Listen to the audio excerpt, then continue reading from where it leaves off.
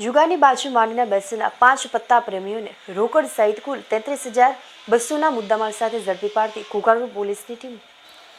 બનાવ અંગે મળતી વિગતો મુજબ કુકારૂ પોલીસ સ્ટાફ ગત રાત્રિના સમયે પેટ્રોલિંગ કરી રહ્યો હતો. તે દરમિયાન બાતમી મળેલ કે શહેરના 14 નાળા કંસારાના કાંઠે સ્ટ્રીટ લાઇટના અંજવાળે કેટલાક શખ્સો જાહેરમાં જુગાર રમી રહ્યા છે.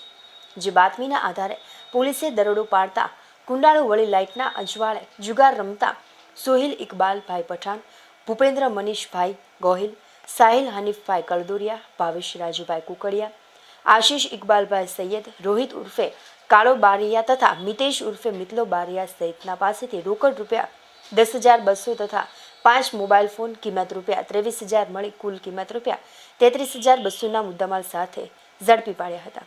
આ દરોડા દરમિયાન 2 શખ્સો નાસી છૂટ્યા હતા, જેને ઝડપી લેવા તજવીજ હાથ ધરી છે. ઝડપાયેલા તમામ શખ્સો સામે જુગારધારાની કલમ હેઠળ ગુનો નોંધી વધુ તપાસ હાથ ધરી છે.